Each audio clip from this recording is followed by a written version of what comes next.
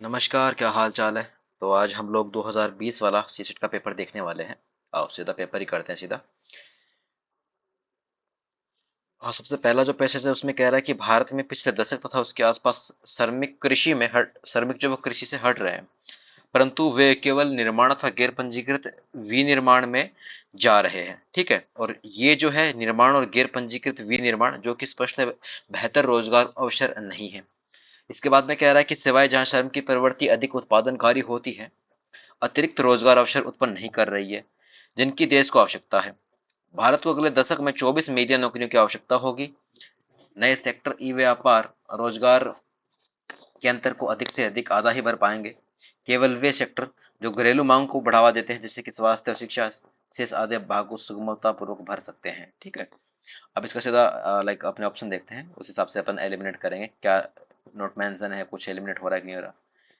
ग्रामीण से शहरी क्षेत्र में श्रमिकों का जो प्रवेशन है वो कम करने के लिए बड़े कड़े कदम उठाने की आवश्यकता है। ऐसी कोई भी बात इन्होंने सुधार की, भविष्य में ये करना है वो करना है, ऐसे कुछ बात नहीं लिखी गई, नोट मेंशन है ना।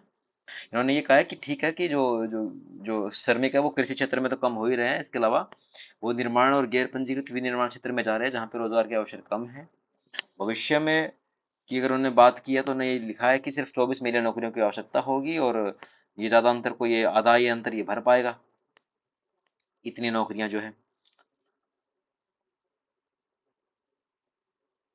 देन आगे देखिए, कह रहा है कि निर्माण और गैर पंजीकृत विनिर्माण में कार्य करने की स्थिति में सुधार लाना चाहिए। सुधार वगैरह की बात नहीं की गई, सिर्फ ये लिखा गया कि रोजगार के बेहतर अवसर ये नहीं प्रदान कर रहा, तो ये भी नोट मेंशन है।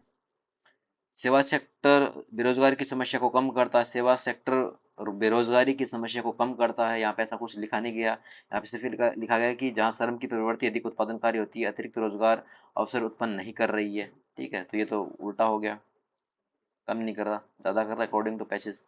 फिर बच गया आपका चौथा कि बड़े पैमाने पर रोजगार उपलब्ध करवाने के लिए सामाजिक क्षेत्र में खर्च का बढ़ना आवश्यक है। ये सामाजिक क्षेत्र ही तो है, यहाँ पे तो खर्च की बात हो रही है। ठीक है, तो यहाँ पे इन सब की बात कर रहा है कि नौकरियां वगैरह जो इनकी आवश्यकता है, इन सेक्टर के माध्यम से, स्वास्थ्य और शिक्षा के माध्यम से। तो ये वाला स्टेटमेंट यहाँ पे आपका सही है। वही वाली बात है, जिसमें ज्यादा डायमेंशन होगी वही आंसर के साथ आपको जाना है, आपका आंसर आ जाएगा।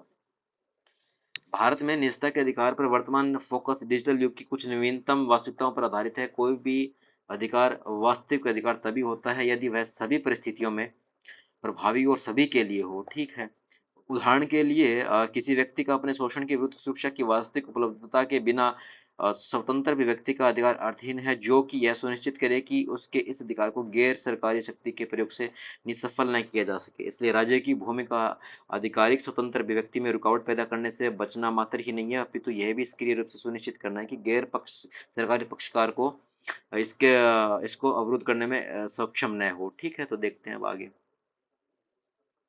सबसे पहले देखिए कि डिजिटल अर्थव्यवस्था नागरिकों की निजता का हनन न करने के विचार से सुसंगत नहीं है। पूछ रहा है कि वेद कौन सा है, तो पूरे पैसेज में डिजिटल अर्थव्यवस्था आपको कहीं भी वर्ड देखने को नहीं मिलेगा। ठीक है, तो वर्ड नहीं दिया गया तो सबसे पहले आप लिखो नोट मेंशन। ठीक है, तो नोट मेंशन लिखोगे 3 नंबर आपका गलत हो गया, 2 नंबर आपका सही हो रहा है, पढ़ने की जरूरत नहीं है। डिजिटल समस्या में राज्य के पास ऐसी संस्थाएं होनी चाहिए जो कि समुचित भूमिका को सुनिश्चित कर सके। डिजिटल राज्य में राज्य के पास ऐसी संस्थाएं होनी चाहिए, तो राज्य के पास ऐसी संस्थाएं होनी चाहिए, ऐसा कोई ऑर्गेनाइजेशन होना चाहिए। इस सब की कहीं भी इन्होंने बात की है क्या, बताओ, कहीं भी। सबसे लास्ट में देखो ना, सबसे लास्ट में कह रहा है कि इसलिए राज्य की भूमिका आधिकारिक स्वतंत्र व्यक्ति में रुकावट पैदा करने से बचना मात्र नहीं है, तो यह भी सक्रिय रूप से सुनिश्चित करना है कि गैर सरकारी पक्षकार इसको अवरुद्ध करने में सक्षम न हो। ठीक है, और चूंकि इस समय अगर सक्षम नहीं होगा तो उसके लिए क्या होगा, आपके पास ऐसी संस्थाएं होनी चाहिए। तो इनडायरेक्टली यहाँ पे यह क्या कर रहा है, इसको सही कर रहा है। ठीक है, सुनिश्चित कर सके। दूसरी अच्छी बात यह है कि ये एक पॉजिटिव स्टेटमेंट भी है, तो इस तरह से आपका इसमें जो एक है वो भी सही हो जाएगा और दो है वो भी आपका सही हो जाएगा। ठीक है, मैं फिर से कह रहा हूँ कि लाइक 2013 से 2020 तक आते आते आप ये फाइंड आउट करोगे, पूर्व धारणाएं वर्ड जहाँ भी आ रहा है वहाँ पे चीजें थोड़ी टफ हो रही है। एक वो इसके अलावा जो सबसे तर्क संगत और सबसे लॉजिकल रेशनल इन्फेरेंस कौन सा है, वो भी टफ होता जा रहा है ना। लीक से हटकर के आंसर उसके आने लगे, तो वही वाली चीज है, इसमें एक क्वेश्चन और आएगा कि उसका तो बिल्कुल ही लीक लीक से हट, लाइक ये जो है ना कि नोट मेंशन बहुत एक्सट्रीम, ये सब वहाँ पे सब चीजें काम ही नहीं करती है।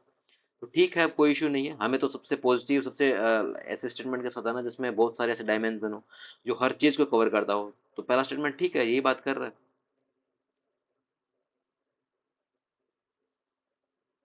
ठीक है, तो इसमें एक और दो आपका सही हो जाएगा। ओके, देन आगे देखिए कि जल के साथ सबसे बड़ी बड़ी विडंबना यह है कि यह नदियों और अन्य आर्द्र भूमियों में से आता है, इसके बावजूद उसे उनसे पृथक माना जाता है।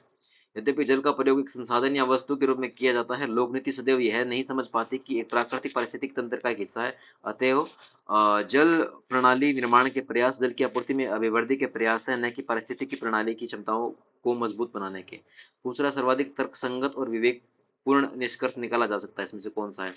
तो रामसर समझौते के अंतर्गत नदियां और अन्य आर्द्र भूमियों को संरक्षित किया जाना चाहिए। अपन ने कहीं भी इस पूरे पैसेज में रामसर साइट के बारे में तो पढ़ा ही नहीं है ना भाई, जिक्र ही नहीं हुआ इसका, गलत करो।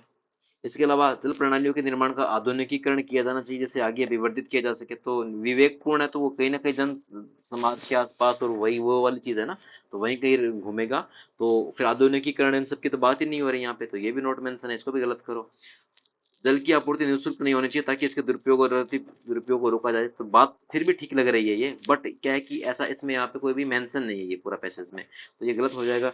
आर्द्र भूमियों के जल के मुख्य स्रोत के रूप में कहीं अधिक प्रबलित करना चाहिए, कहीं अधिक प्रबलित करना चाहिए। कह रहा है कि wetlands need to be reinforced as more than just open sources of water. ठीक है, ये तो पॉजिटिव स्टेटमेंट है। एंड अगर इसमें बात करें तो सर्वाधिक तर्कसंगत और विवेकपूर्ण निष्कर्ष की अगर बात की जाए तो ये कह रहा है कि आर्द्र भूमियों को, तो आर्द्र भूमियों का जिक्र हुआ है ना, आर्द्र भूमियों का जिक्र तो हुआ ही है यहाँ पे, तो ठीक है ये यहाँ पे हो रहा है। जो जल के जो मुक्त स्रोत के रूप में से कई अधिक प्रबलित करना चाहिए, इसी की तो बात कर रहा है ना यहाँ पे कि एक संसाधन एक वस्तु के रूप में किया जाता है जल का, जबकि आर्द्र भूमि से जल को अलग करके सबसे पहले ये कह रहा है ना कि जल के साथ सबसे बड़ी विडंबना ये कि नदी और अन्य आर्द्र भूमि से आता है, जबकि इसे एक अलग संसाधन के रूप में माना जाता है। तो वही वाली बात है कि मुख्य स्रोत के रूप में कहीं अधिक उसको प्रबलित करना चाहिए, मुक्त स्रोत के रूप में। ठीक है, यहाँ पे ये वाली चीज, यद्यपि जल का प्रयोग साधारण वस्तु के रूप में होता है। ठीक है, तो यहाँ पे इस तरह से आपका सी जो स्टेटमेंट है वो सही हो जाएगा इसमें। हमारे निवेश निर्णयों में सबसे महत्वपूर्ण होता है कि संपत्ति का विनिधान, और दुख की बात यह है कि हम में से अधिकांश इस निर्णय को उतना महत्व नहीं देते जितना वांछित है। हम अपने भविष्य की पूर्वानुमेयता, जो प्रिडिक्शन होती है उसको पूर्वानुमेयता कहते हैं, तलाशने के लिए अडिग है। हमारी सोच जोखिम भरी संपत्तियों में निवेश के लिए अत्यधिक चपल एवं मूल्य क्षरण के प्रति अभिमुखित है। हम निवेश के अस्थिर प्रतिफल नियंत्रण लोग को भी पसंद नहीं करते। हम सोचते हैं कि हमारे धन का निष्क्रिय उत्पादक रहना बेहतर है, पर वह सुरक्षित रहे, परंतु ऐसी कोई संपत्ति नहीं है जो जोखिम मुक्त हो। हम अपना रोजगार खो सकते हैं, हम हमारे अपने अपना हमारे घर अपना मूल्य खो सकते हैं, हमारे बैंक दिवालिया हो सकते हैं, हमारे बॉन्ड भुगतान से चूक सकते हैं, सरकार गिर सकती है, हमारे मन मुताबिक चुनी हुई कंपनियों का अस्तित्व समाप्त हो सकता है। पर हम यह मानकर जीवन नहीं जी सकते कि ये सभी चरम घटनाएं और वो भी सभी एक साथ घटित होने के लिए तैयार ही बैठी हैं। सही बात है, हम जानते हैं कि जोखिम के ये सभी चरम स्वरूप एक साथ प्रकट नहीं होंगे। ठीक है, तो ये नहीं मतलब एक साथ ही सब कुछ परेशानियां आ गई यहाँ पे, ऐसा तो नहीं होगा ना। और ये लास्ट में सबसे ये कह भी रहा है कि हम ऐसा मान करके भी बैठे हैं।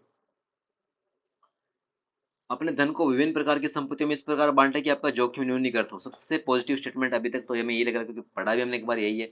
श्रेष्ठ रूप से निहित कौन सा है, तो यहाँ पे इन्हीं सब की तो बात हो रही है ना इस पूरे स्टेटमेंट में, धन को लेकर, धन के विनिवेश को लेकर के। और हम यहाँ पे ये सोचते भी है कि धन का निष्क्रिय अनुपातक रहना बेहतर है, पर वह सुरक्षित रहे, परंतु ऐसी कोई संपत्ति नहीं जो जोखिम मुक्त हो। इसलिए क्या करना है कि हमें अपने जो धन को विभिन्न प्रकार की संपत्तियों में बांट देना चाहिए, जिससे जोखिम है वो सबसे कम हो जाए, है ना। तो ये स्टेटमेंट हमारा यहाँ पे सही है इस अब तक के हिसाब से। आगे देखते हैं। यदि आप धन कमाना चाहते हैं तो जोखिम उठाने वाला व्यवहार आपके व्यक्तित्व का एक आवश्यक घटक होना चाहिए, पर्सनैलिटी में ये सब होना चाहिए। नोट में कहीं भी नहीं लिखा गया है। आपको जानना चाहिए कि आपके धन का निवेश एक जोखिम भरा व्यवसाय, ये जान लेगा तो वैसे ही फिर लाइक इन्वेस्ट नहीं करेगा अपना धन। ये तो बात कर रहा था यहाँ पे, ये वाली चीजें। फिर कह रहा है कि निवेश करते समय एक ऐसे भरोसेमंद संपत्ति प्रबंधन संगठन संस्था को खोजिए जो धन का ठीक प्रबंधन कर सके। नोट मेंशन, ऐसे कोई बात ही नहीं की है ना। तो इस तरह से क्या होगा, ये यही इसके आसपास से हमारा क्या होगा, आंसर आ जाएगा। ठीक है, फिर आइए आगे। और कह रहा है कि जो आजकल क्या है कि जेनेटिकली मॉडिफाइड फसलें एक लक्षण के लिए अनुवांशिक अनुवांशिकता अभिरचित है। भविष्य में फसलों का एक से अधिक लक्षणों के लिए अनुवांशिकता अभिरचित होना एक सामान्य मानक होगा। अतः कृषि में जैव प्रौद्योगिकी की भूमिका और उसके नियमन को अकेले जेनेटिक मॉडिफाइड फसलों की वर्तमान पीढ़ी के प्रसंग में नहीं समझा जा सकता, बल्कि विभिन्न पहलुओं को, जिनमें सामाजिक आर्थिक प्रभाव सम्मिलित है, ध्यान में रखते हुए एक व्यापक अवलोकन की आवश्यकता है, ताकि नकारात्मक प्रभावों को न्यूनीकृत करते हुए प्रौद्योगिकी की क्षमता का उपयोग किया जा सके। उन किस्मों के विकास में जो जलवायु परिवर्तन के प्रशमन और अनुकूलन में मददगार है। जैव प्रौद्योगिकी के महत्व के आलोक में जलवायु परिवर्तन की कार्य योजना के एक अंश के रूप में जैव प्रौद्योगिकी का उपयोग न करना एक विकल्प नहीं हो सकता। जैव प्रौद्योगिकी के घरेलू नियमन को व्यापारिक व्यापार नीति और विभिन्न अंतर्राष्ट्रीय संधियों तथा सम्मेलनों के अंतर्गत दायित्वों से आप अलग करके नहीं उसको देखा जा सकता है।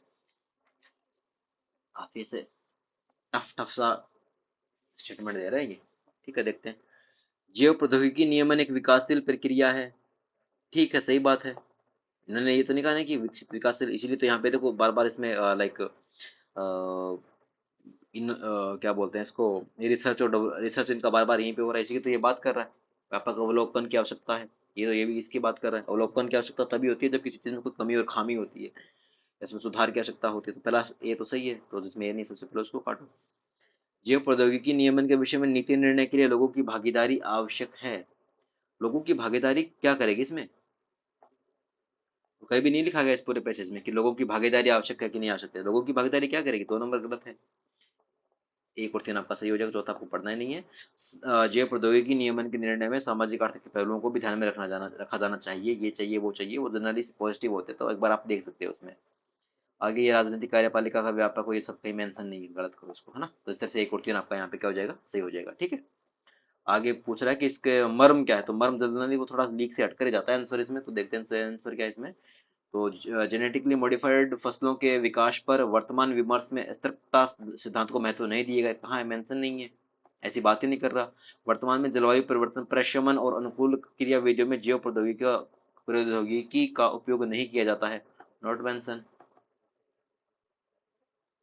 जैव प्रौद्योगिकी की भूमिका जेनेटिकली मॉडिफाइड फसलों के विकास के लिए आज की प्राथमिक प्राथमिकता तक सीमित नहीं है। ये वाला स्टेटमेंट यहाँ पे सही है। और जैव प्रौद्योगिकी के नकारात्मक परिणाम ठीक ढंग से समझे नहीं गए हैं, ये तो बात ही नहीं कर रहा है यहाँ पे, नॉट मेंशन, है ना।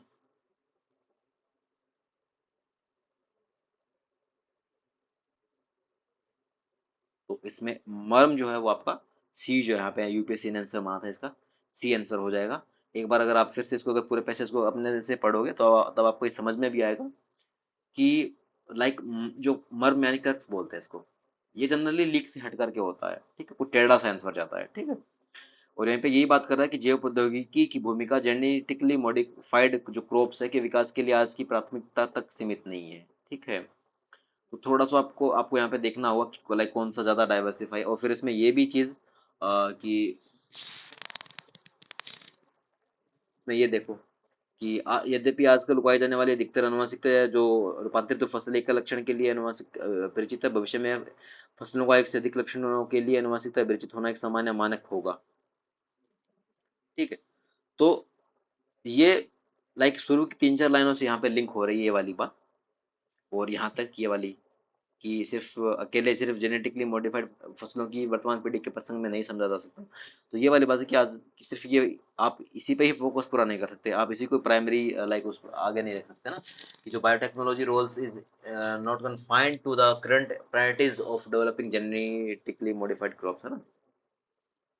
तो जो बायोटेक्नोलॉजी की जो भूमिका यहाँ पे उसकी बात हो रही है, तो ठीक है, तो इस तरह से ये वाला स्टेटमेंट हमारा सही हो जाएगा।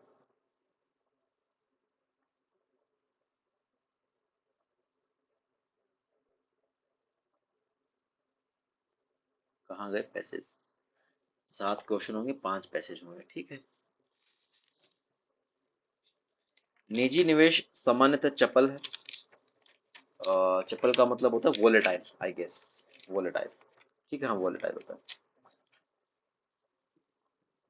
विदेशी निजी निवेश और भी अधिक ज्यादा वोलेटाइल है, क्योंकि उनके लिए अधिक जो निवेश के जो विकल्प उनके पास काफी अधिक है, यानी कि पूरा समूचा संसार। इसलिए रोजगार देने का दायित्व एफडीआई पर नहीं छोड़ा जा सकता। सांप्रतिक एफडीआई अंतर्प्रवाह सभी समय और सभी सेक्टर तथा क्षेत्रों के संदर्भ में वोलेटाइल होता है, जो उनके अधिकतम प्रतिफल की तलाश का आवश्यक परिणाम है। अस्थिर रोजगार और आय एवं क्षेत्रीय असमानताओं का प्रबलन उनके दुष्परिणाम है। क्षेत्रीय असमानताओं का प्रबलन उसके दुष्परिणाम है।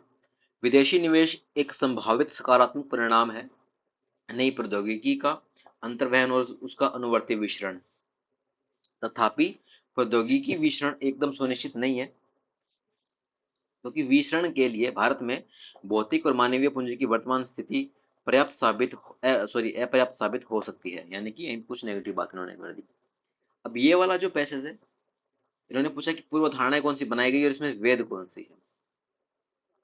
तो कई बार ये होता है ना कि बिल्कुल लीक से हट करके ही आपके पास आंसर आ रहा है और आपके पास कोई ऑप्शन नहीं। कल एक अपन 2019 वाले पेपर में अपने क्वेश्चन करे थे, 5 स्टेटमेंट शायद वहां पे भी थे। तो मैंने ये कहा था कि जो एकदम ही इस पैसेज में नहीं, सबसे पहले तो उसको एलिमिनेट करो, और फिर आपको लगेगा कि 2-3 ऑप्शन ऐसे हैं जो पैसेज में है नहीं, घुमा फिरा के बात कर रहे हैं और साथ में जा रहे हैं। तो हमारी वहां पर ये जिम्मेदारी बनती है कि फिर उनको साथ लेकर के जाए, भले ही वो तीनों डायरेक्टली मेंशन ना हो as it is word, but हमारे पास फिर अगर कोई ऑप्शन नहीं है तो हमें एक साथ में उन दो को, उन तीन जितने भी स्टेटमेंट होंगे उनको साथ लेकर के चलना पड़ेगा, है ना। ठीक है। तो यहाँ पे देखो, अब दीर्घकाल में विदेशी निवेश पर भरोसा करना आर्थिक रूप से एक सही नीति नहीं है। ठीक है। तो कहीं ना कहीं ये वाली बातें यहाँ पे हो रही है। ये स्टेटमेंट तो हमारा सही है, यानी एक नंबर तो ठीक है हमारा, बात यहाँ पे बात बन रही है क्या बात। तो मतलब एक तो सही है, ये दोनों गलत हो गए। अब 2 3 4 5 में से देखने कितने सही कितने गलत है। शिक्षा और स्वास्थ्य क्षेत्र में पर्याप्त निवेश किया जाना चाहिए। शिक्षा और स्वास्थ्य में पर्याप्त निवेश किया जाना चाहिए। तो ये यहाँ पे कुछ कह रहा था कि एफडीआई वगैरह पे अपन नहीं छोड़ सकते, क्योंकि एफडीआई पर नहीं छोड़ सकते। इसके बाद में क्या लिखा है कि अधिक, क्योंकि उनके अधिक प्रतिफल की तलाश एक आवश्यक परिणाम है। सांप्रतिक एफडीआई एंटरप्राइज सभी समय और सभी सेक्टर और क्षेत्रों के संदर्भ में वोलेटाइल होता है। देन एज इट इज, यहाँ पे इन्होंने ऐसी कोई बात नहीं लिखी है शिक्षा और उसकी शिक्षा और स्वास्थ्य क्षेत्र में पर्याप्त सार्वजनिक निवेश की बात नहीं की है। भौतिक और मानवीय पूंजी की वर्तमान स्थिति अपर्याप्त साबित हो सकती है। चलो एक बार छोड़ते हैं इसको, फिर इसको होल्ड कर लो एक बार। निजी निवेश की अपेक्षा सार्वजनिक निवेश को अधिक प्राथमिकता देनी चाहिए। निजी निवेश की अपेक्षा सार्वजनिक निवेश को अधिक अधिक प्राथमिकता देनी चाहिए। घरेलू निजी निवेश को सशक्त करने वाली नीतियां बनाई जानी चाहिए। ये वाली बात यहाँ पे ठीक लग रही है। 3 नंबर इसलिए ठीक लग रही है कि यहाँ पे ये देखो, ये वाली चीज यहाँ पे आप ये कह रहा है कि एफडीआई वगैरह पे आप ज्यादा जोर नहीं डाल सकते। इसलिए क्या है कि जो आवश्यक जो जरूरी क्षेत्र है, जो घरेलू क्षेत्र है, उस पर काम करने की आवश्यकता है। ठीक है।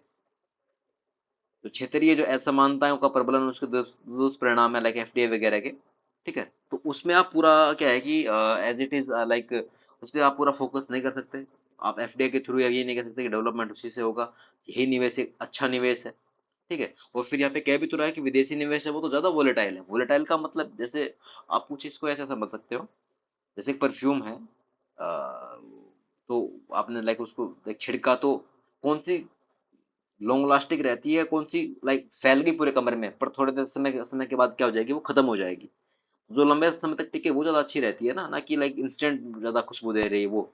तो ये वाली बात यहाँ पे ठीक है कि ये वाली कि जो निवेश निजी निवेश है उसको सशक्त बनाना चाहिए। जैसे आप 3 नंबर से करोगे तो आपका एज इट इज यहाँ पे 1 3 और 5 जो आंसर वो आ जाएगा। ठीक है। तो अभी आपको 2 और 4 पढ़ने की जरूरत भी नहीं है। बाकी 2 अगर पढ़ोगे तो ऐसी नीतियों को अपनाए जो विदेशी निवेश में चपलता को कम कर सके। अब ऐसी नीतियों की तो बात इन्होंने वैसे की नहीं है यहाँ पे, तो आप नोट मेंशन के हिसाब से भी दूसरे को पढ़ के जा सकते हो अगर आपने पहला पॉजिटिव माना। ठीक है। और आप सीधा 5वां ना पढ़ करके दूसरा पढ़ते हो तो तब भी आप यहाँ पे सीधा इसके ऊपर आ सकते हो। ठीक है। तो इस तरह से इसमें 1 3 और 5 जो है आंसर चला जाएगा। टफ होते हैं ऐसे स्टेटमेंट, बट कोई दिक्कत नहीं है। आपको लाइक मोर डाइवर्सिफाई और कुछ ऐसा करके सोचना है तो आ जाएगा आंसर। प्रति वर्ष जून से सितंबर के 4 महीनों के दौरान होने वाली मानसूनी प्रवाहों के अत्यधिक विषम, ऋतुनिष्ठ और स्थानिक वितरण के उपयोग के कई अवसरों को खोया जा चुका है। चूंकि इन कुछ महीनों में अधिक वृद्धि होती है और परिणामतः स्वच्छ जल उपलब्ध होता है, जलाशय में वर्षा के जल के संचयन की आवश्यकता होती है, बाद में वर्षा उपयोग हेतु छोड़ना एक ऐसी अनिवार्यता है जिसकी कोई अपेक्षा नहीं कर सकता।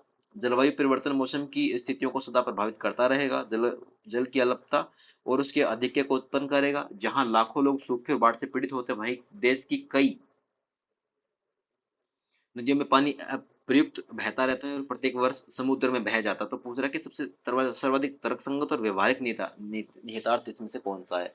ठीक है, ये पूछ रहा है कि लाइक सबसे most rational and practical implication इसमें से कौन सा है। ठीक है, तो अगर अपन बात करें सबसे पहले इसकी कि केंद्र सरकार के द्वारा विभिन्न नदियों के जल को विभिन्न नदियों के जल के वितरण को नियंत्रित किया जाना चाहिए।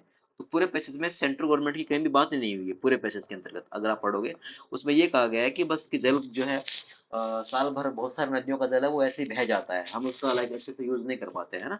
तो ये वाली चीज है, तो 5 नंबर तो आपका गलत हो जाएगा। तो इसको गलत करो, इसको गलत करो, 1 नंबर आपको पढ़ना नहीं है, सही हो जाएगा।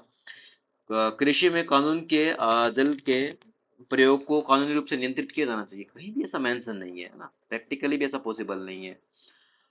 तो फिर ये तो गलत हो जाएगा। तो आपका लाइक 4 नंबर भी गलत है। तो इस तरह से 3 नंबर आपको पढ़ना नहीं है। और ये कह रहा है कि जल के यथोचित वितरण के लिए पूरे देश में बांध और नहरों के नेटवर्क का निर्माण किया जाना चाहिए। तो इन्होंने ये नहीं कहा कि पूरे देश की तो बात की है, बट ये नहीं कहा कि पूरे देश के बांध और नदियों को आपस में जोड़ देना चाहिए, नहीं ऐसा नहीं लिखा। ये कह रहे हैं कि देश भर के जितने बांध और नदियां अगर जहां जहां जहां पॉसिबिलिटीज बन रही है वहां वहां क्या करो, आप लोग इनको आपस में जोड़ दो। ठीक है।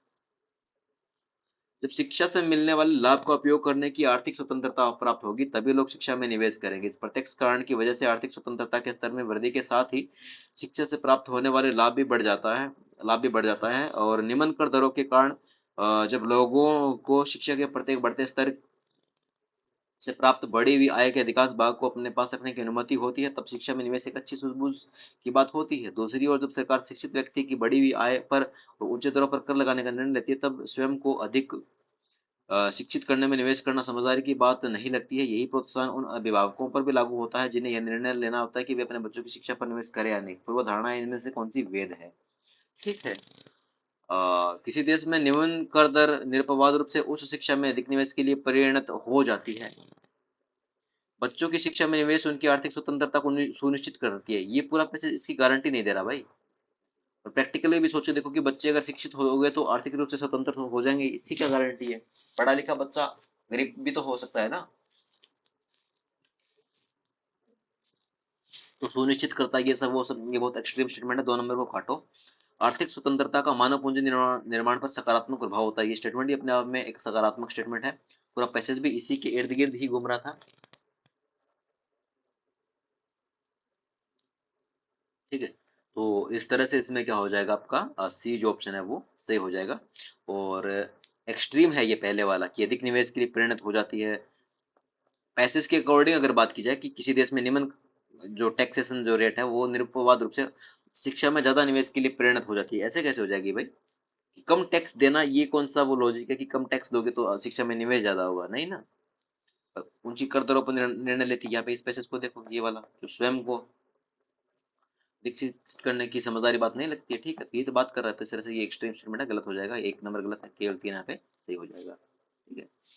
जब तक विकीर्ण तंत्र स्थापित न हो जाए तब तक हमारे शहरी निकाय संभवतः हमारे शहरों में जल पूर्ति की धारणीय व्यवस्था सुनिश्चित नहीं कर सकते। जलापूर्ति के लिए प्राकृतिक स्रोतों से जल संचित करने, उन्हें पीने योग्य बनाने की अभिक्रिया तथा उपभोक्ताओं तक उसकी आपूर्ति करने के लिए पाइपों के जल वितरण नेटवर्क बिछाने में भारी निवेश की आवश्यकता होती है।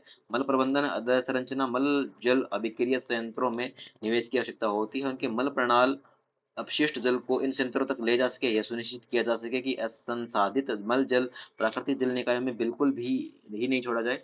और यदि हमारे शहर इतने समृद्ध होते कि वो पूरी लागत को वहन कर सकते तो जल की निःशुल्क पूर्ति की जा सकती है, वैसे नहीं है। ठीक है, बेचारे इतना वहन नहीं कर सकते हैं। तब यहाँ पे अगर बात की जाए तो इसमें सर्वाधिक तार्किक और निर्णायक संदेश क्या है, तो ये है कि शहरी स्थानीय निकायों को उपभोक्ता शुल्कों के माध्यम से लागत वसूलनी चाहिए। ठीक है, तो ये वाली बात तो ठीक है। ठीक है, इसी के इर्द गिर्द ही तो पूरा पैसा घूम रहा था यार। भारी निवेश, वित्तीय तंत्र, ये देखो, ये जो भारी भरकम वर्ड वित्तीयन, भारी निवेश की आवश्यकता है। ठीक है। और इसके अलावा ये मैनेजमेंट अधोसंरचना, अभिक्रिया जल संयंत्र में निवेश की आवश्यकता है, यानी कि इर्द गिर्द तो घूम रहा है। शहरी स्थानीय निकाय हमारे जल की आवश्यकताओं को पूर्ण करने में पर्याप्त रूप से दक्ष नहीं है, नहीं ऐसा कुछ इतना एक्सट्रीम नहीं लिखा इन्होंने। ये कह रहे हैं कि पर्याप्त रूप से जल देने में दक्ष है पर निःशुल्क पूर्ति नहीं की जा सकती, ये ऐसा कह रहे हैं। हमारे शहरों में जल का अभाव एक चिरस्थायी का चिर का होता है मतलब शॉर्ट टर्म के लिए, दीर्घ का मतलब होता है कि लॉन्ग टर्म के लिए, तो लंबी समस्या है, लंबे टाइम की समस्या, ये भी गलत है। हमारे शहरों में जल संकट की दृष्टि से यह बहुत आवश्यक है कि शहरों में जनसंख्या का एक अधिकतम आकार निर्धारित कर शहरों की जनसंख्या को सीमित कर दिया जाए। ऐसी कोई बात ही नहीं कर रहा ना, तो गलत करो इसको। कौन सी पूर्व धारणा इसमें वेद है? केवल धनी शहरी जल धारणीय पूर्ति को सुनिश्चित कर सकते, केवल only, extreme plus note mention, गलत करो। शहरों में जल की धारणीय पूर्ति, मैंने पहले कहा था कि पॉजिटिव वर्ड होता है जब तक कोई साथ में एक्सट्रीम स्टेटमेंट नहीं दिया गया, उसका अर्थ है कुटुंब को जल की आपूर्ति करने से कहीं अधिक है, ठीक है, सही बात भी है। भविष्य के लिए भी जरा बताना चाहिए ना, अच्छे से उसका यूज करना चाहिए जल संसाधन का, तो वही वाली बात कर रहा है कि सिर्फ इसलिए नहीं कि आप पानी उपलब्ध करवाओ ये एकमात्र उद्देश्य है, नहीं, इससे भी बढ़कर कहीं इसका उद्देश्य है, ठीक है। भारत में अभी भी लगभग 50% कामगार कृषि में विनियोजित है, लगभग 85% खेत छोटे और सीमांत है। चीन और वियतनाम की तुलना में जहां तेज गति से संरचनात्मक और ग्रामीण परिवर्तन हुए, भारत की कहानी धीमे परिवर्तन की है। परिणाम स्वरूप भारत में गरीब ह्रास चीन और वियतनाम की तुलना में 1988-2014 के बीच बहुत धीमी गति का था। भारत का गरीब 1988-2005 के बीच धीमा था, परंतु 2005 से 2012 के बीच यह नाटकीय गति से बढ़ा, पूर्व के काल की तुलना में 3 गुना तेज गति से। इस काल में भारत ने क्या किया, सबसे पता चलता है कि सापेक्ष कीमतों का दीर्घदर्शी आलेख बढ़ती वैश्विक कीमतों के परिणाम स्वरूप कृषि के पक्ष में महत्वपूर्ण ढंग से परिवर्तित हुआ है, 50% से अधिक। इससे कृषि में निजी निवेश 50% से अधिक बढ़ा। परिणाम स्वरूप कृषि जीडीपी की वृद्धि ने 2002 से 2007 के 2.4% के मुकाबले 7 से 12 में 4.1 के स्तर को छुआ। कृषि व्यापार के नेवल विशेष ने 2013 से 2014 में 25 बिलियन के स्तर को छुआ। वास्तविक कृषि मजदूरी 7% की दर से बढ़ी और इन सब के कारण गरीबी में अभूतपूर्व कमी आई है। तो यहाँ पे कुछ ग्रोथ की बात कर रहा है और इसके बाद में गरीबी को कम करने की बात कर रहा है। तो देखते हैं इसमें क्या पूछ रहा है कि पूर्व धारणाएं बनाई गई, इसमें से कौन कौन सी इसमें सही है। तो जब कृषि जो तो मूलतः छोटे और सीमांत हो तब संरचनात्मक और ग्रामीण परिवर्तन असंभव है। वाह, असंभव, very extreme statement according to this passage. जहाँ पे एक नंबर नहीं है सबसे पहले तो उसको काटो। अच्छी कीमत प्रोत्साहन कृषि में निवेश को प्रेरित कर सकती है, बहुत ही सकारात्मक स्टेटमेंट है। 2 नंबर को सही करो, तो जिसमें दो नहीं है सबसे पहले उसको काटो। भारत के लिए उच्च मूल्य के कृषि उत्पादों जैसे कि पशुधन और बागवानी के लिए वैल्यू चेन को बनाने की आवश्यकता है। कृषि माल की उच्च वैश्विक कीमतें भारत की गरीबी ह्रास के लिए कृषि माल की उच्च वैश्विक कीमतें भारत के गरीबी ह्रास के लिए आवश्यक पूर्व धारणाएं पूछी है इन्होंने। तो इस तरह की चीजें कि ये कह रहा है कि कृषि माल की कीमतें वो ज्यादा होनी चाहिए, नहीं ऐसी तो कोई बात ही नहीं कर रहा ना, ये नोट मेंशन है कि विश्व में उनकी कीमत ज्यादा होगी जो गरीबी को, भारत को कम करेगी, नहीं गरीबी कम की बात तो हमने इसी माध्यम से की है कि गिरावट क्यों आई है, इन इन वजहों की, इन कारणों की वजह से आई है, ठीक है। तो ये आपका मोर पॉजिटिव स्टेटमेंट है यहाँ पे पशुधन बागवानी वाला। तो इस तरह से इसमें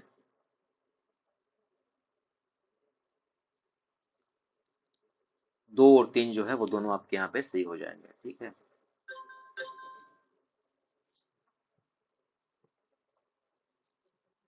ठीक है, 2 और 3 यहाँ पे सही हो जाएंगे, चौथा गलत हो जाएगा। क्रांतिक संदेश का सर्वोत्तम प्रेषण करता है, निकट भविष्य में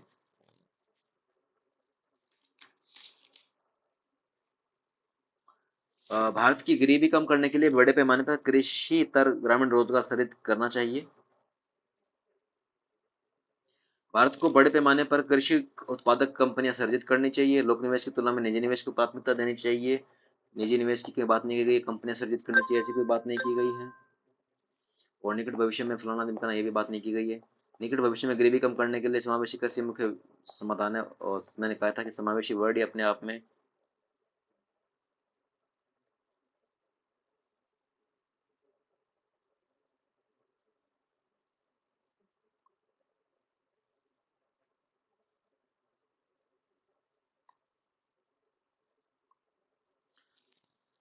निकट भविष्य में गरीबी कम करने के लिए समावेशी कृषि विकास मुख्य समाधान है। तो यहाँ पे आपका स्टेटमेंट जो है वो सही हो जाएगा, ठीक है।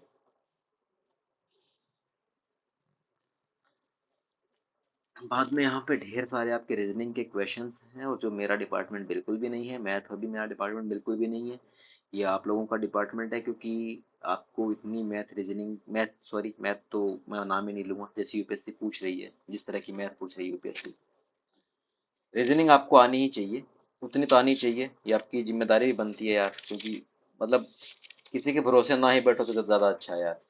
कॉम्प्रिहेंसिव ऐसा होता है कि ठीक है कि वो मैथ वाले के लिए, रीजनिंग वाले के लिए, सभी के लिए एक जैसे ही होते हैं, तो वहाँ पे मैं मान सकता हूँ कि कोई एक ऐसा पर्टिकुलर मेथड जो शायद सबके काम आ जाए, तो वहाँ पे बात बढ़िया रहती है ना। मैथ वैथ है तो वो भाई खुद से करना पड़ेगा।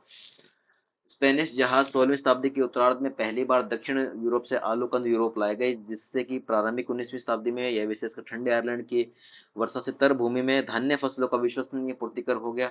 आयरलैंड वासी शीघ्र ही लगभग पूर्णतः प्रधान खाद्य के रूप में आलू पर निर्भर हो गए। वे मुख्य रूप से उसकी वृद्धिकारी किस्म लंपर आलू को उगाने लगे, जिसकी आनुवंशिकता भंगुरता को केवल एक कवक फाइटोफथोरा इन फेस्टेंस ने आने वाले समय में निर्ममता से नावर्त कर दिया था, खत्म ही कर दिया इसने, इतना खतरनाक ये कवक था।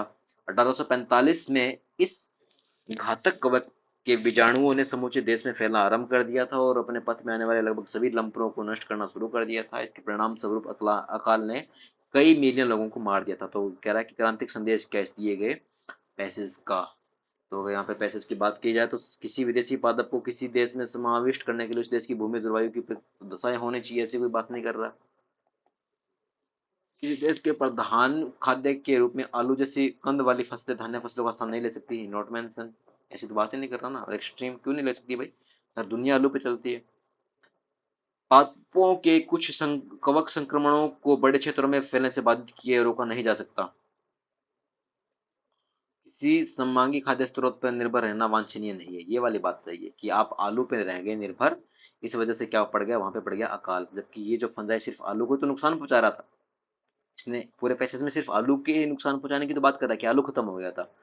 आलू की कमी से क्या है कि कई मिलियन लोग मारे गए, क्योंकि वो आलू पर डिपेंडेंट थे। तो ये यही बात कर रहा है कि railing on A homogeneous food source is not desirable, ठीक है, गलत बात है ये, वांछनीय नहीं है, ठीक है। ये स्टेटमेंट यहाँ पे आपका सही हो जाएगा। सबसे तीव्र विकसित होने वाली वैश्विक अर्थव्यवस्थाओं में से एक है भारत।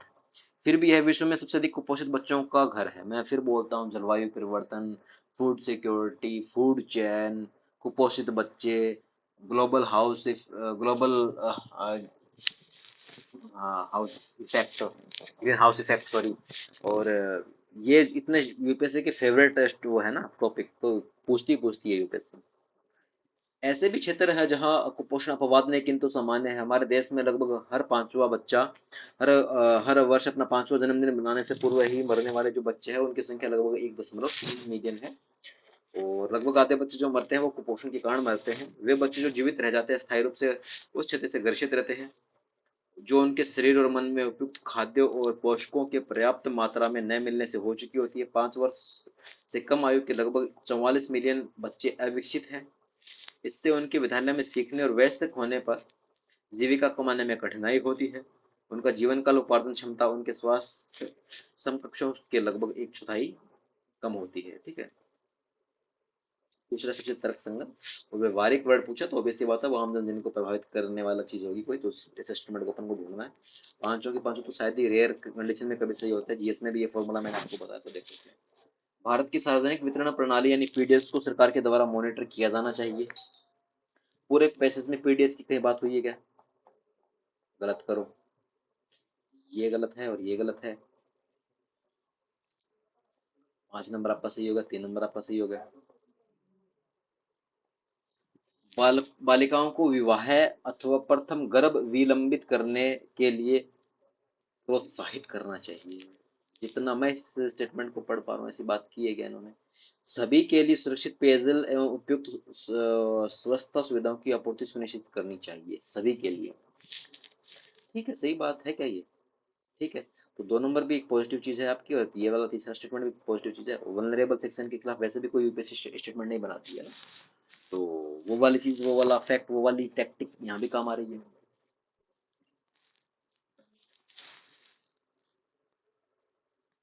आगे अगर स्टेटमेंट की बात, पैसेज की अगर बात की जाए तो दलहन की प्रजाति पूसा, अरहर, सोला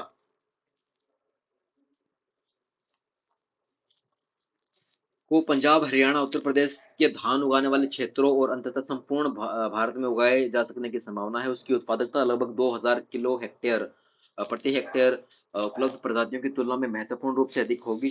चूंकि अब उसके आकार में एकरूपता होगी, उसकी कटाई मशीनों से संभव होगी एवं उत्तरी भारत के उन कृषकों जो कि आजकल इस तकनीक का प्रयोग धान के लिए करते हैं के लिए आकर्षक विशेषता होगी। सबसे महत्वपूर्ण यह है कि आहार का पुआल धान के पुआल के विपरीत हरा होता है और उसे मृदा में वापस जोता जा सकता है।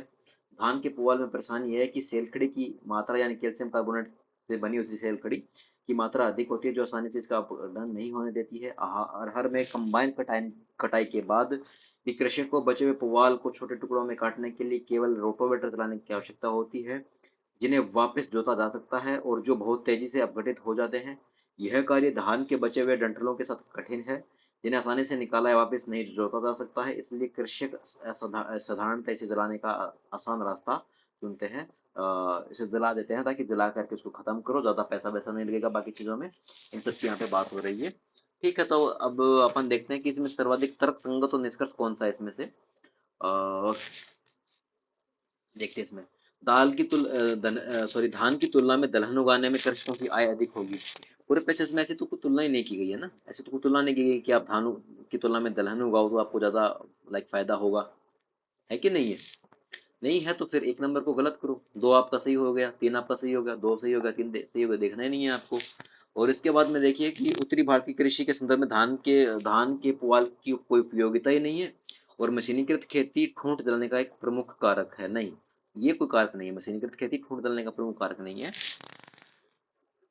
वो यहाँ पे देखो क्या कह रहा है कि एक कार्य धान के बचे हुए डंठलों के साथ कठिन है जिसे आसानी से निकाला वापस नहीं जोता जा सकता, इसलिए इसे जलाने का काम करते हैं। और केवल रोटोवेयर चलाने की आवश्यकता होती है, उन्हें जोता जा सकता है, बहुत तेजी से अपघटित हो जाते हैं। उत्तरी भारत की तुलना में कृषि के संदर्भ में धान के पुआल की कोई उपयोगिता नहीं, नोट मेंशन है ना, ऐसी कोई कंपैरिजन यहाँ पे की गई नहीं, उत्तरी उत्तरी दक्षिणी दक्षिण ऐसा कुछ नहीं लिखा गया जहाँ तक मुझे समझ में आ रहा है। ठीक है, इन्होंने बिल्कुल ये नॉर्थ इंडिया के स्टेट जरूर दिए हैं बट ऐसा कोई कंपैरिजन नहीं दिया गया। फिर अंततः संपूर्ण भारत में उगाए जा सकने की यहाँ पे बात कर रहा है अरहर के। इसके अलावा कहीं भी नॉर्थ ईस्ट की ऐसी बात नहीं की गई, तो इस तरह से यहाँ पे जो चौथा स्टेटमेंट है वो आपका गलत हो जाएगा। अपने को देखना भी चौथे स्टेटमेंट को, पांचों को देखना मशीनीकृत खेती, जो mechanised agriculture is the main cause for stubble warming. नहीं, ये कोई रीजन नहीं है, मशीनीकृत खेती नहीं है उसका भाई, वो निकाला नहीं जा सकता, उनको वापस जोता नहीं जा सकता, ये उनका मेन रीजन है। तो इसलिए 5 नंबर भी गलत हो जाएगा, सी आपका केवल सही हो जाएगा। इसका आंसर है यहाँ पे ये वाला, इस लाइन से। भारत में प्राधिकारी मानसून ऋतु में जलाशयों में अधिकतम जल संचय करने की कोशिश करते हैं जिसे गर्मी के महीने में सिंचाई एवं विद्युत उत्पादन के लिए प्रयोग में लाया जाता है। मानसून ऋतु आने के समय जलाशय में जल को एक निश्चित स्तर से नीचे बनाए रखना एक अंतर्राष्ट्रीय रूप से स्वीकार्य प्रथा है। ऐसा इसलिए है क्योंकि जब मानसून की वर्षा होती है तो अतिरिक्त वर्षा जल के संचयन के लिए जगह हो तथा जल को नियंत्रित रूप से छोड़ा भी जा सके। परंतु प्राधिकारी मानसून के समाप्त होने से पहले जलाशयों में अधिक जल संचय कर लेते हैं जिससे अधिक विद्युत उत्पादन और सिंचाई सुनिश्चित की जा सके। जलाशय में अधिकतम जल संचयन में होने वाली भारी जोखिम जल शक्ति परियोजना पर हमारी अत्यधिक निर्भरता के कारण है। भारत में बाढ़ नियंत्रण के लिए बांधों की भूमिका को कम करके आंका गया है।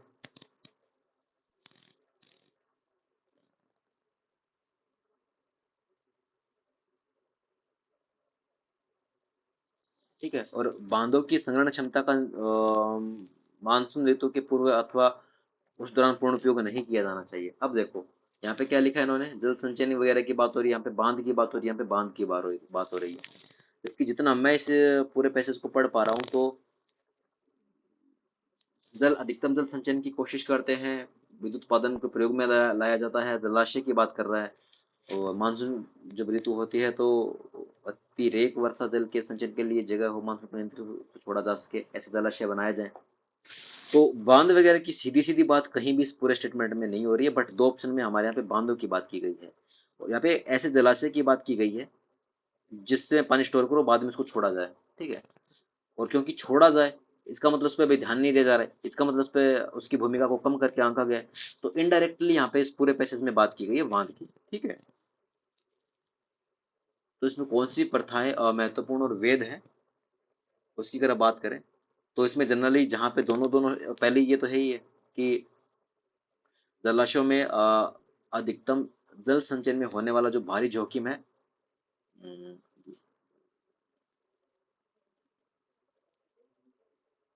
ठीक है, तो ये सही है, ये सही है आपका, दो और तीन जहाँ पे सही है, आपका आंसर चला जाएगा डी। मैं इसका एग्जैक्ट आंसर मुझे याद नहीं आ रहा है, अभी रिकॉल नहीं कर पा रहा हूँ मैं कि इसका आंसर क्या है।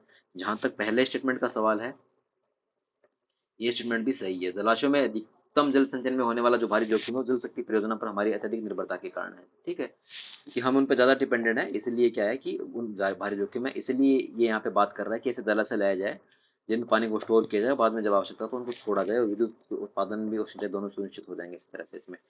तो ये भी एक सकारात्मक स्टेटमेंट, ये इनकी बात नहीं की है, बट इनडायरेक्टली बांध की यहाँ पे बात हो रही है, तो इस तरह से दो और तीन यहाँ पे हो जाएगा। अगर ये होता है कि केवल एक है, तब तो हम ये कहते हैं कि नोट मेंशन है, बांध वर्ड दिए ही नहीं गया है, जलाशयों की बात कर दी जाती तब तो हम सही कर भी देते, बट ऐसा कुछ है नहीं, तो इसलिए यहाँ पे केवल एक दो और तीन है वो सारे सी हो जाएंगे, है ना। तो इस तरह से आपको थोड़ा देखना है, थोड़ा सा वहीं दिमाग यूज करना है, क्योंकि हम क्या मानते हैं इस पे डिपेंड नहीं करता, यूपीएससी का आंसर मानेंगे उस बात पे आंसर जाएगा ना पूरा। भारत में आर्थिक उदारीकरण का स्वरूप अत्याधिक अधिकतर सरकार की आर्थिक समस्याओं से तय हुआ था, न कि जनता की आर्थिक प्राथमिकताओं से अथवा दीर्घकालीन विकास के उद्देश्य से।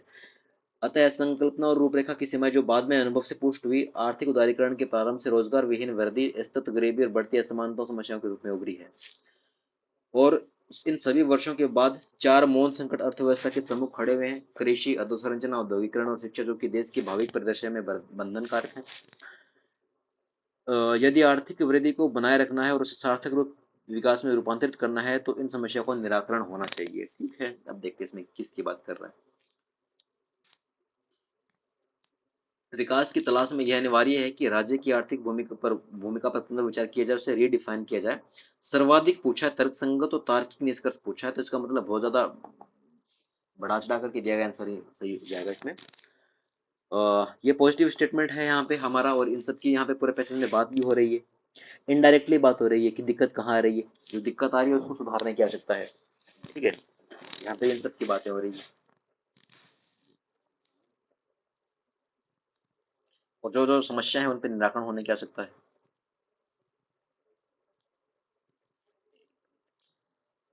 ठीक है, यहाँ पे बात हो रही है सबसे लास्ट में। फिर कह रहा है कि भारत ने अपने सामाजिक क्षेत्रों में न तो नीतियों को प्रभावी निष्पादन किया, न ही उसमें प्राप्त निवेश किया।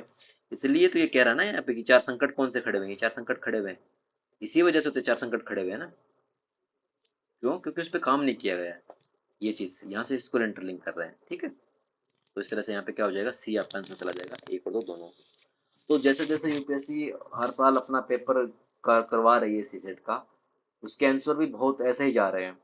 तो नोट मेंशन भी आप ये बोलोगे कि ये चीज कहाँ मेंशन है, मेंशन नहीं मेंशन है, वो इनडायरेक्टली मेंशन है। ठीक है, तो थोड़ा सा आपको अपना सेंस वहां पे यूज करना पड़ेगा, दिमाग आपको खोलकर भी रखना पड़ेगा, आपका आंसर आ जाएगा। फिर कह रहा है कि पूर्व धारणा इसमें से वेद कौन सी है, पूर्व धारणा इसमें से वेद कौन सी है।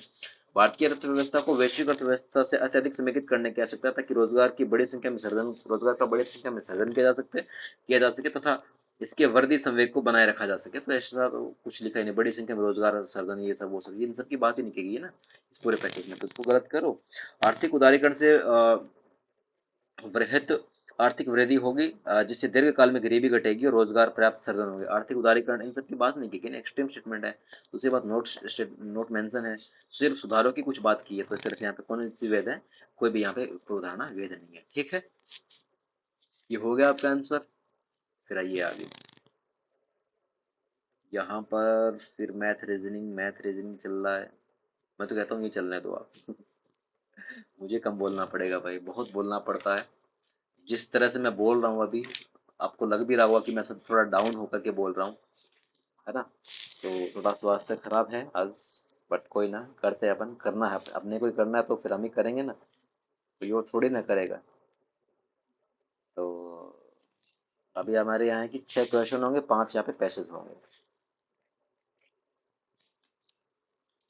अब आओ आगे। कह रहा है कि आर्थिक सेक्टर को मिलने वाले बैंक ऋण में संकुचन प्रारंभ हो गया है और इसमें कमी गंभीर चिंता का विषय है, क्योंकि ऋण का प्रसार निवेश को पुनर्जीवित करने के लिए आवश्यक है। समस्या के उद्गम पिछले 25 वर्षों के पूर्ण सुधारों में निहित है। 1991 के सुधारों के उपरांत बैंकों के समाधान निगम की स्थापना एक संस्थागत परिवर्तन होना चाहिए था। तेजी और मंदी वाली एक बाजार अर्थव्यवस्था में बैंकों को स्थापित करने और उन्हें असफल होने की अनुमति होनी चाहिए। आज हम बैंकों को बंद नहीं कर सकते, क्योंकि उन्हें बंद करने की कोई उचित व्यवस्था नहीं है। कमजोर हानि में रहने वाले बैंकों को निरंतर अधिक पूंजी की आवश्यकता होती है। सर्वाधिक तर्कसंगत तार्किक और तर्कसंगत निष्कर्ष पूछा है। भारतीय बैंकिंग व्यवस्था देश की आर्थिक व्यवस्था में मदद नहीं कर पा रही है। गलत बात है भाई। वो सबसे पहले उदारीकरण की बात हो रही थी, वही तो थी। 1991 में प्रारंभिक आर्थिक सुधारों ने अर्थव्यवस्था के अपेक्षित स्तर पर सुधार की सहायता नहीं की। क्यों नहीं की है? दूसरी बात, ये नोट मेंशन है कि इसने सुधार किया कि नहीं किया। पैसेज में सिर्फ ये लिखा गया है कि 1991 के पश्चात संस्थागत परिवर्तन होना चाहिए था। किसी इन्होंने इतना लिखा है। भारत में बैंकों की असफलता से निपटने के लिए संस्थागत प्रक्रिया नहीं, ये वाली बात जिसकी मैंने अभी बात की है, ये वाली, ठीक है। एज इट इज ये मेंशन है यहाँ पे, ठीक है। तो ये इसकी बात हो रही है कि संस्थागत प्रक्रिया नहीं है। आंसर आ जाएगा औद्योगिक सेक्टर में विदेशी निवेश को प्रोत्साहन, सबको मेंशन नहीं है ना, गलत करो। भारत में सौर ऊर्जा की विशाल संभावना है और हम सभी यह अनुभव करते हैं कि हमें अपनी ऊर्जा प्राप्त करने के लिए फोसिल ईंधनों को जलाना रोकना होगा, परंतु कुछ नवीकरणीय संसाधित वांछित उत्पादन स्तर को प्राप्त करने के लिए अभी भी अपने लागत वक्रों और प्रवीणता वक्रों से गुजर रहे हैं। भारत सरकार 2030 तक उत्सर्जन को 33% कम करने के लिए अपने लक्ष्य से दृढ़ रूप से प्रतिबद्ध है, तथा उस दिशा में उसने गैस पर आधारित अर्थव्यवस्था को एक सशक्त प्रोत्साहन दिया है। नवीकरणीय ऊर्जा में भारी निवेश भी किया है, परंतु व्यापारिक घराने ऐसे समय में जब तकनीक अभी भी तैयार नहीं है, नवीकरणीय ऊर्जा में भारी निवेश करने से हिचकिचा रहे हैं। ठीक है। तो यहाँ पे देखो कि सर्वाधिक तर्कसंगत और तार्किक निष्कर्ष कौन सा है। उत्सर्जन को 33% घटाने की भारत की प्रतिबद्धता को प्राप्त करना असंभाव्य है। जहां तक मैं समझ पा रहा हूँ कि 2030 तक उत्सर्जन को 33% कम करने के लिए अपने लक्ष्य को दृढ़ रूप से प्रतिबद्ध है। इस सब की बात हो रही है, संभावित है कि नहीं, इन सब की तो बात ही नहीं कर रहा ना। भारत प्रतिबद्ध है अपना 33% तक घटाने के लिए, ये ऐसा कह रहा है। फिर आगे बात कर रहा है कि भारत को नवीकरणीय संसाधनों में निवेश करने की बजाय गैस का आयात करना चाहिए। नोट मेंशन भाई साहब, ऐसा कुछ मेंशन नहीं है, गलत करो। फिर कह रहा है कि नवीकरणीय संसाधनों को बहुत जल्दी बाजार में लाना महंगा हो सकता है। तो लास्ट की जो लाइनें हैं वो इसी बात की व्याख्या करती हैं। ये जो लाइनें यहाँ पे, निवेश किया व्यापारिक घराने इसलिए हिचकिचा रहे क्योंकि निवेश करने से हिचकिचा रहे हैं वो अभी। भाई बहुत जल्दी लाना बाजार में लाना उनको क्या हो सकता है, महंगा हो सकता है। और फिर आगे प्राकृतिक गैस को अधिक खोज का प्रयास करना चाहिए, वो सब नोट मेंशन है, ऐसा कुछ लिखा नहीं गया है कि भारी निवेश करने से वो हिचकिचा रहे हैं। ठीक है। तो इनडायरेक्टली आपका जो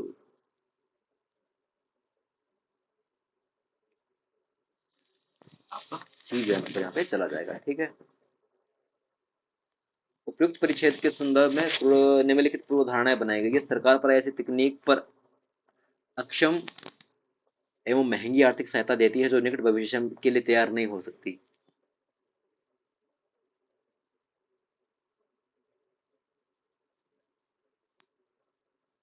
फिर आगे लिखा है कि 2023 तक उत्सर्जन में 33% की कटौती भारत की प्रतिबद्धता गैस आधारित अर्थव्यवस्था पर नहीं।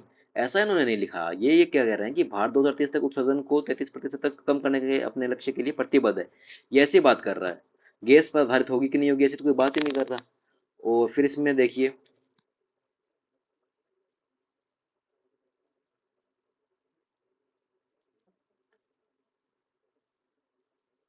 सरकार प्राय ऐसी तकनीक पर अक्षम एवं महंगी आर्थिक सहायता देती है जो निकट भविष्य के लिए तैयार नहीं हो सकती, जो निकट भविष्य के लिए तैयार नहीं हो सकती।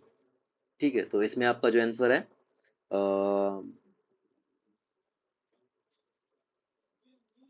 तो यहाँ पे क्या कह रहा है देखो, ये जो लाइनें हैं दो, ये इसी की तो बात कर रहा है कि उस दिशा में उसने गैस पर आधारित अर्थव्यवस्था में एक सशक्त प्रोत्साहन दिया और नवीकरणीय ऊर्जा में भारी निवेश भी किया है, जबकि व्यापारी घराने घबरा रहे हैं, जबकि सरकार इसमें निवेश कर चुकी है। ठीक है। तो इस तरह से आपका जो पहला स्टेटमेंट है वो सही है और वो यहाँ इससे इंटरलिंक हो रहा है, इस वाले लाइन से।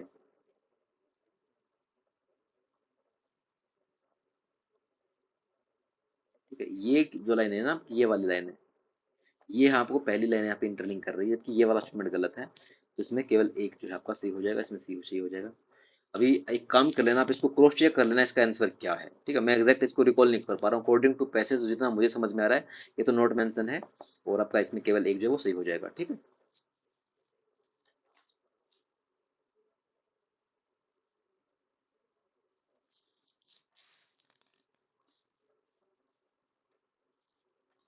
जीनोम संपादन जीव जीनोम रूपांतरण से भिन्न है, तो दो चीजें हैं, एक तो जीनोम संपादन है, जीनोम जीनोम रूपांतरण, ठीक है।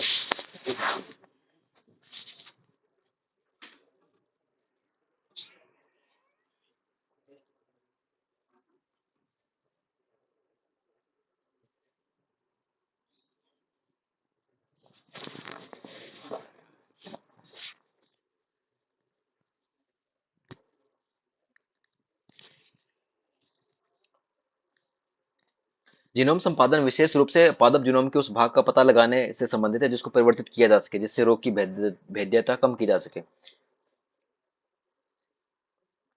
कुछ शाकनाशियों के विरुद्ध प्रतिरोधी बनाया जा सके या उत्पादकता बढ़ाई जा सके। शोधकर्ता जीनोम या विच्छेदन के लिए आणविक कैंची का उपयोग करते हैं और इसकी मरम्मत करते हैं, जो कि पादपों में होने वाली वह प्राकृतिक प्रक्रिया है जो पादप रोगों के आक्रमण के अधीन होने पर नए उत्परिवर्तनों को उत्पन्न कर सकती है, जो कि उस पादप को भविष्य में होने वाले अपक्रमणों से बचे रहने में सक्षम बनाता है।